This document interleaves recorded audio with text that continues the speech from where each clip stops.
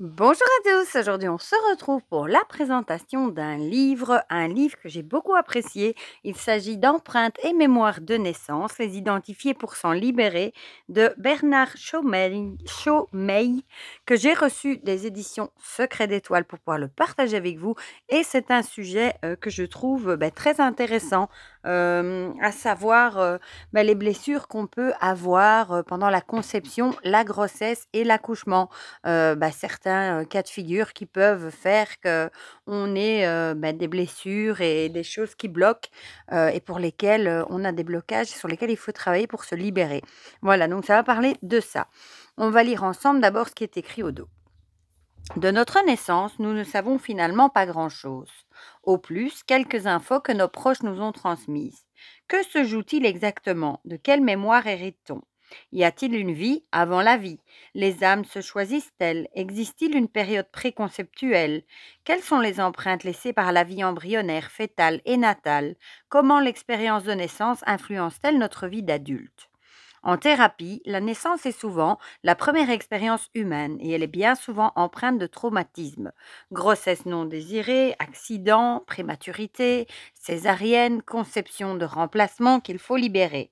Bernard Chaumeil vous livre un décryptage passionnant des problématiques qui se jouent réellement lors de cette étape cruciale où l'âme s'incarne. À travers de multiples scénarios de naissance, il vous invite à explorer et prendre conscience des enjeux de cette étape cruciale.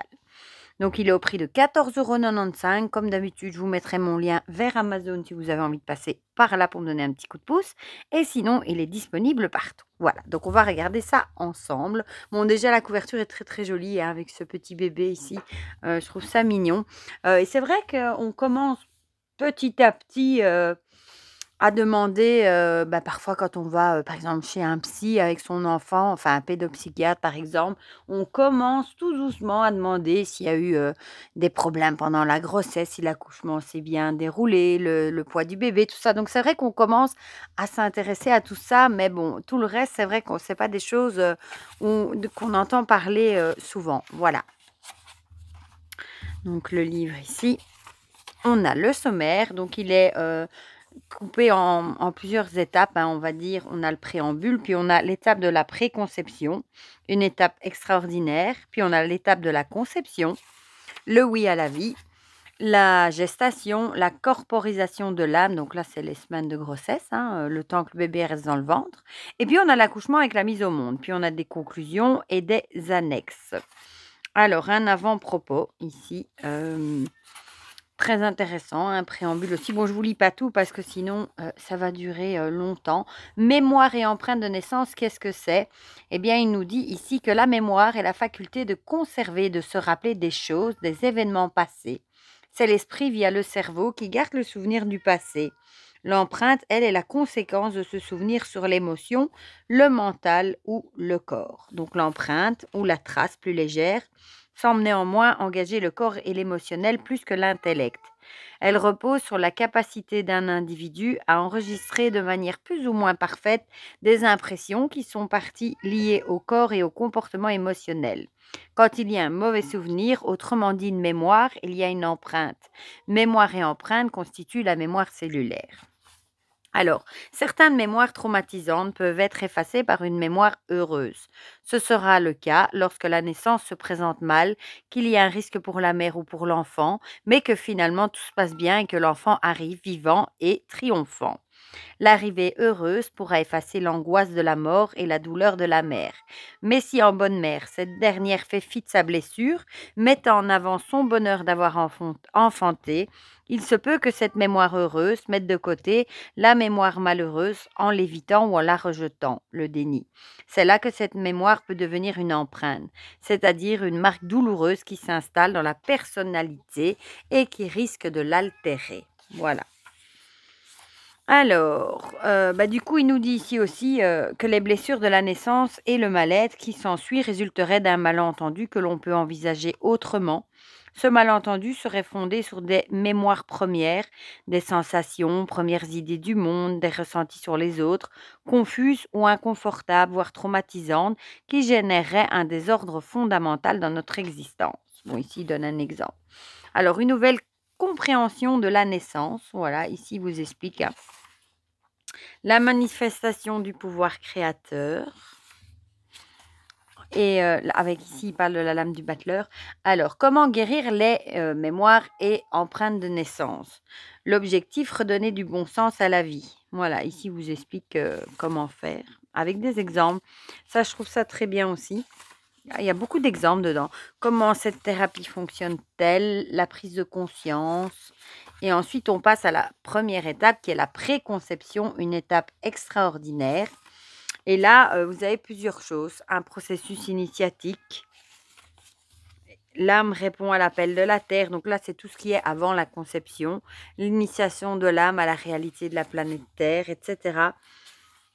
Ensuite, ici, on a choix d'âme, numéro 1. Le désir originel de vivre. Avec à chaque fois un exemple. Un choix 2, les parents. Et il y a un choix 3 avec les archétypes familiaux. Voilà. Ensuite, on passe à la partie, la conception, hein, quand la vie se forme. Hein. Et ici, on a aussi symbolique de la connexion, je vais y arriver, conception, pardon. Ici, il y a plein de choses. Hein. Par exemple, ici, on va parler de la grossesse utérine. Voilà. Quand ça se passe mal, ce qui se joue. Voilà, un exemple et une piste de réflexion. Voilà. Alors, la conception de réparation, de remplacement. Et je trouve ça hyper intéressant. La conception accident, donc là, c'est quand la conception se fait par accident, que ce n'était pas voulu. La conception dans le non désir de grossesse, là, bon, c'est encore pire, c'est quand on ne voulait pas d'enfant. Conception adultérine. Toutes des choses qui peuvent engendrer des blessures, des mémoires. Conception assistée, bon là on est plus dans tout ce qui est PMA, etc.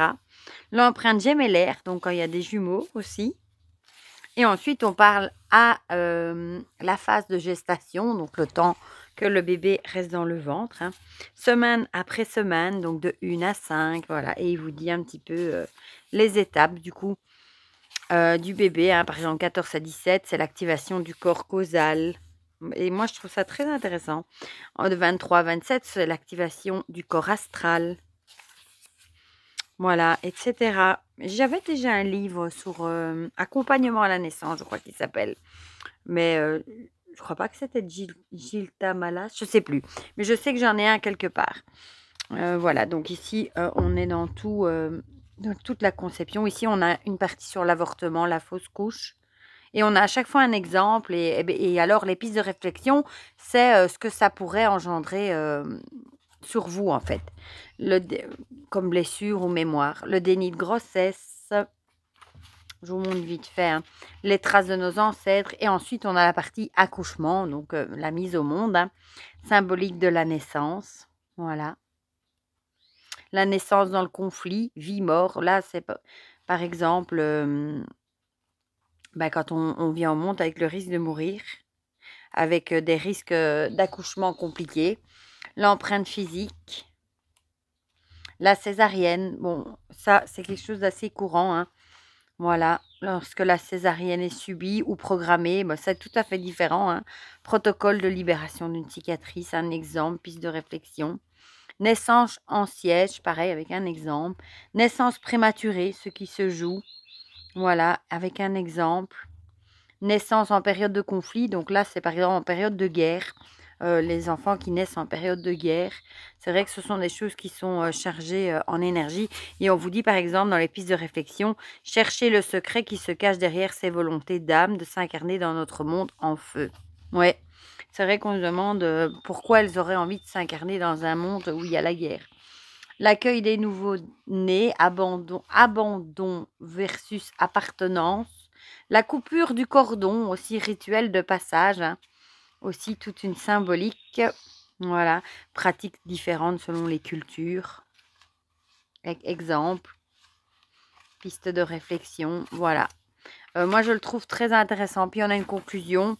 Puis, on a des annexes, hein, ici encore. Je vous montre quand même, mais ici en bas. Voilà, toutes des annexes. Ici, il y a des notes, si vous voulez noter des choses. Ici, du même auteur, se libérer de s'aligner et guérir son féminin. guérir son féminin et tu seras un nouvel homme, mon fils. Voilà. Donc moi, je le trouve très, très intéressant. Bon, moi, c'est un sujet qui m'intéresse hein, et dans lequel je crois. Hein, tout ce qui peut se passer pendant la grossesse et tout ça, et que ça peut mettre des empreintes et des mémoires et provoquer des blessures et des comportements qu'on peut avoir. Voilà. Du coup, dites-moi dans les commentaires ce que vous en pensez, si vous trouvez ça intéressant. Vous pouvez me dire aussi si vous y croyez, pourquoi pas. Si ce livre vous intéresse, si vous l'avez, pourquoi pas. Dites-moi tout ça dans les commentaires, comme ça on partage tout ça ensemble comme d'habitude. Et pour le reste, je vous fais plein de gros bisous et on se dit à très vite pour de prochaines vidéos. Bisous bisous.